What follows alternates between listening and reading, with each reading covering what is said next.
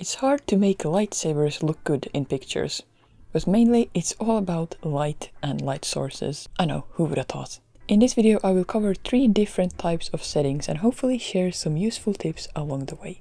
We'll start with the easiest one, which is nighttime. And here we are talking about it being completely dark. And obviously you can do it either inside or outside. And depending on where in the world you are located and what time of year it is, it might be easier or more difficult to find a completely dark environment. But here the process is pretty simple since the lightsaber is the light source and you just have to use it to light up areas you want to be visible.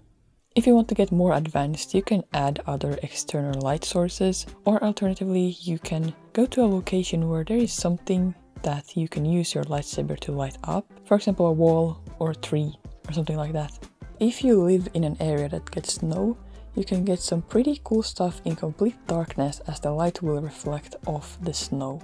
Having some street lights or other ambient lights in the background can help to make the shots a bit more interesting in case you don't want to go for that completely pitch black and just you and a lightsaber look. Also, going to a city during nighttime could be a pretty interesting idea. I might have to try that sometime.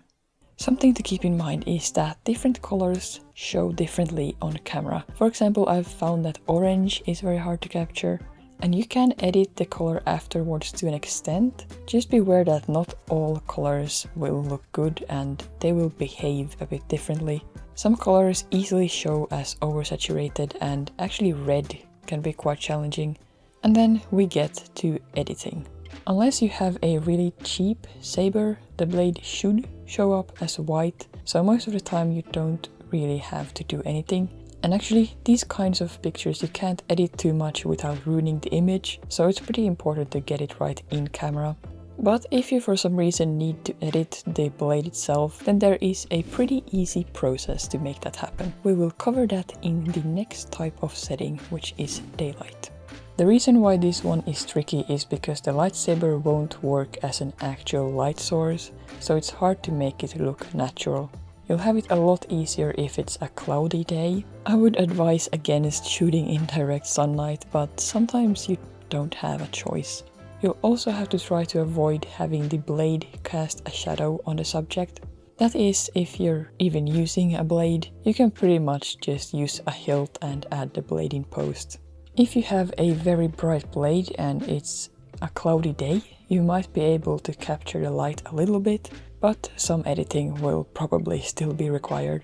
Luckily, editing a lightsaber is not very difficult. Basically, what you do is that you outline the blade, fill it with white and add an outer glow. And that's it. I also like to duplicate it and add another less spread out and less saturated glow. And it's very important that the blade itself is white. I've seen many people make the mistake of doing a colored blade and it just doesn't look right. But in general, these types of photos are very difficult to get to look right or look natural.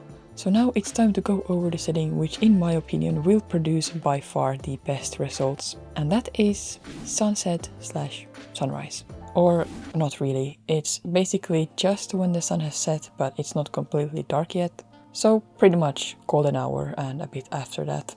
Again, depending on where you are in the world and what season it is, this window of time might be shorter or longer. The reason why it's the best time is because you will get the glow of the lightsaber, which means minimal editing of the blade and a natural glow on the subject.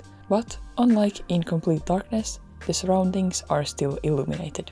Out of all the photos I took for this video, these were by far my favorites. I didn't have to edit the blade in any of them, but with some I added a bit more blue. Since I don't have a NeoPixel, so in pictures the blade is brighter closer to the hilt. But even though my sabers have an in-hilt LED, they are still very bright, and if yours aren't as bright, you might have to add the white of the blade in post. But there again, the process is the exact same as discussed previously. Then there's actually one more way to get pretty interesting and creative lightsaber pictures, and that is to use the technique of light painting. This video right here will tell you everything you need to know about that, so I hope to see you over there.